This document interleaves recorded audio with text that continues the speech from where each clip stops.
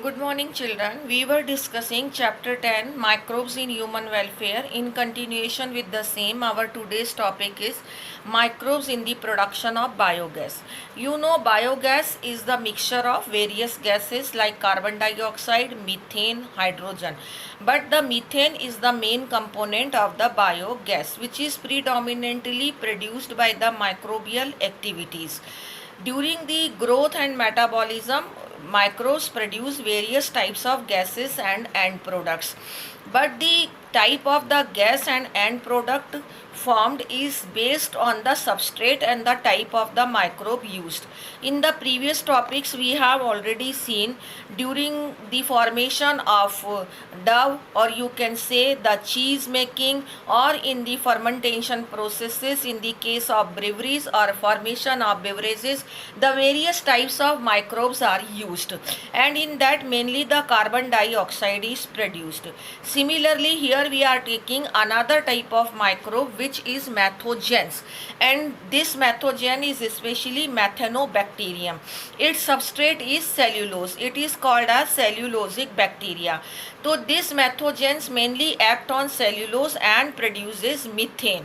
So it is in concerned with the animals only, that in animals stomach, in the rumen, in one of the part, the methogens or cellulose digesting bacteria are present. Actually in the animals diet they consume mainly cellulose. So this cellulose is digested into the stomach of the animals with the help of these cellulosic bacteria, that is methogens. After the digestion process, the cellulose is actually completely digested in animal's body. The animal dung is formed. Now this animal dung is can be used for the production of biogas. This method of production of biogas is developed by Indian Agriculture Research Institute IARI and Khadi and this village industry KVIC, Khadi and Village Industry Commission KVIC. There are these two institutes who has developed the method for the production of biogas.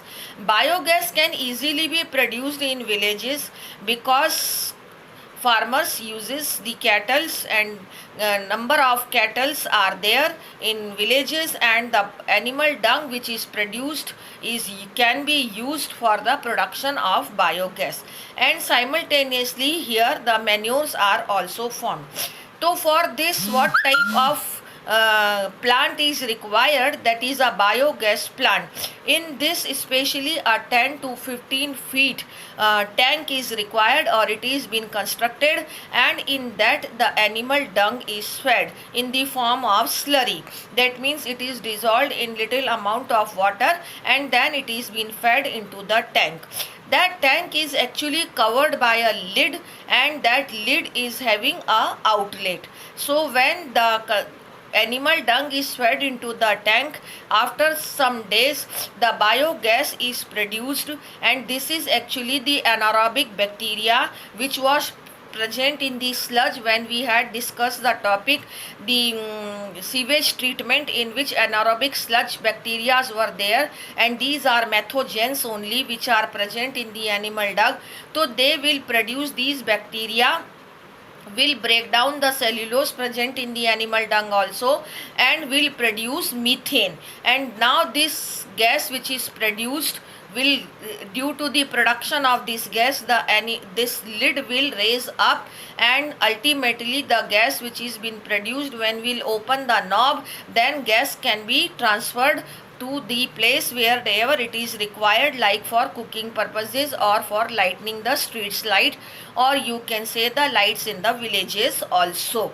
Because at commercial places also the biogas plants are there, at panchayat places also the biogas plants are there, and at personal level also the biogas plant can be there with one individual also.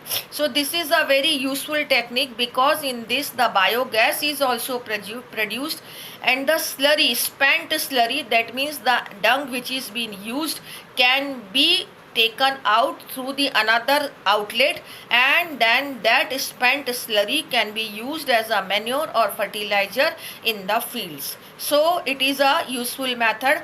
Now I want to show you the picture in your book.